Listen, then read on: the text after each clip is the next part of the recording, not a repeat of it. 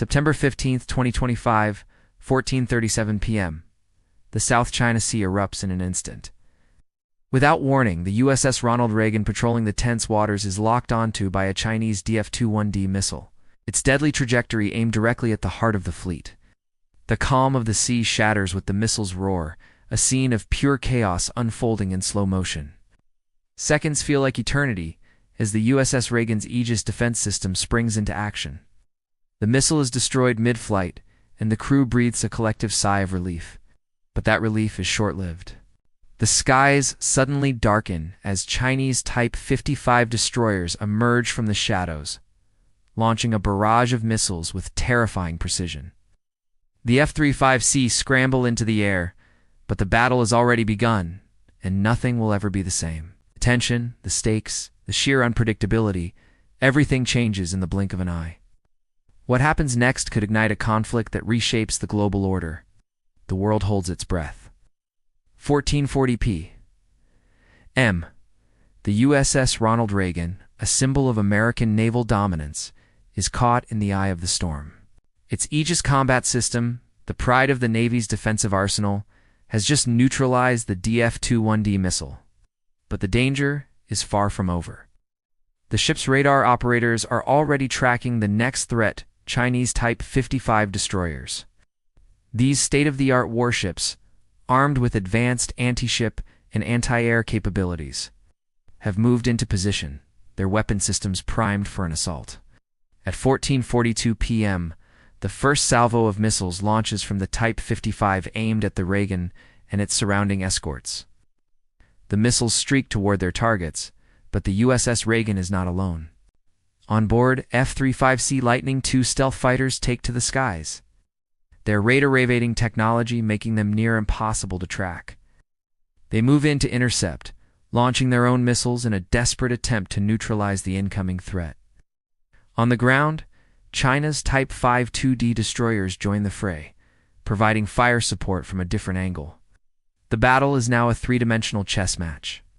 Anti-aircraft missiles from both sides crisscross the skies, and the roar of fighter jets fills the air as U.S. pilots race to gain air superiority. The U.S. Navy's Aegis ballistic missile defense system is working overtime. Each missile intercepted is a small victory, but for everyone stopped, more emerge from the Chinese warships. A wave of Chinese electronic warfare begins. Satellites designed to track the movement of Chinese ships and missiles are jammed, and the U.S. Navy's situational awareness begins to degrade. The once precise targeting systems are now clouded with interference, making the Reagan more vulnerable to further attacks. On the other side of the Pacific, Chinese command centers are in a frenzy. The DF-17 hypersonic missile is primed for deployment, a terrifying weapon that could shift the balance. It can travel at speeds that defy current missile defense systems, and its trajectory is unpredictable. The question looms: will China escalate further? At 14:47 p.m., the tension reaches a boiling point. The next move could be a game-changer. The world holds its breath, wondering if the warships will remain locked in this high-stakes game of cat and mouse, or if this simulated conflict will spill over into a real one. The battle has begun in earnest, but who will control the skies and the seas in the future? The electronic jamming from China is relentless. On board, the USS Ronald Reagan's radar systems flicker, and communication channels go dark for precious moments, leaving the crew scrambling to regain control. The ship's command center buzzes with emergency operators working feverishly to restore a signal, but the clock is ticking. The F-35Cs, now flying blind due to the disruption, struggle to maintain their formations. At 14:52 p.m., one of the stealth fighters breaks off from the squadron, narrowly avoiding a missile fired from the Chinese Type 52D destroyer. The pilot's heart races as the ground below vanishes into a sea of clouds. The absence of radar guidance means he has to rely solely on his instincts. He locks onto the incoming missile, fires a countermeasure, and watches in relief as the missile explodes in a fiery cloud of smoke. Meanwhile, the Reagan's Aegis defense system remains locked onto the incoming threats. The first wave of Chinese missiles, at least a dozen, has been neutralized.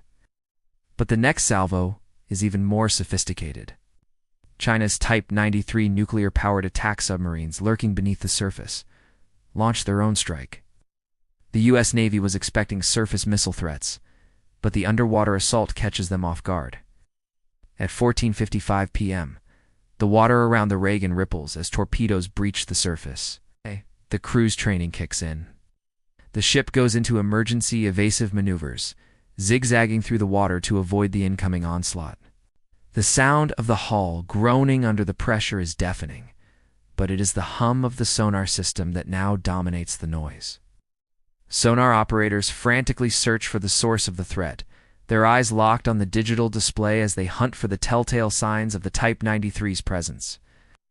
To counter the threat, the Reagan deploys its anti-submarine defense systems, launching depth charges and deploying sonar buoys to flush out the hidden submarines. The deployment of the F-35C is crucial here, as they're equipped with advanced targeting systems that can track submarines from the air. But with the electronic warfare still active, their systems are far from reliable. The clock is ticking. As the submarine threat becomes more apparent, China escalates again. A DF-17 hypersonic missile launches from a concealed silo on one of the Chinese warships. With speeds of Mach 5 and the ability to maneuver mid-flight, it becomes the greatest threat yet. The Reagan's radar locks on, but the missile is faster than any system the U.S. Navy has ever faced. It's a nightmare scenario. There's no time for a direct intercept. In the command center of the Reagan, the captain makes the call. The Fleet-S countermeasures are deployed, and a high-tech shield of decoys and electronic noise floods the airwaves. It's a race against time. Will the decoys be enough to confuse the missile? Or will the DF-17 tear through the defense like a hot knife through butter? The world's eyes are fixed on this flashpoint. In these tense moments, the fate of global security is being shaped in real time. The margin for error has all but evaporated. 15 o'clock p.m., the world watches as the DF-17 missile hurtles through the atmosphere, moving at hypersonic speeds. The decoys deployed by the USS Reagan flicker on the radar screens. But the missile is relentless. It's a perfect test of both American technology and the very limits of defense systems. Inside the Reagan's Combat Information Center, every operator is locked in a tense silence, their eyes fixed on the screen.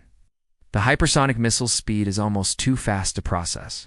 The Aegis system, designed to counter incoming threats at ballistic speeds, has never faced something like this. The entire crew is holding their breath as the missile approaches.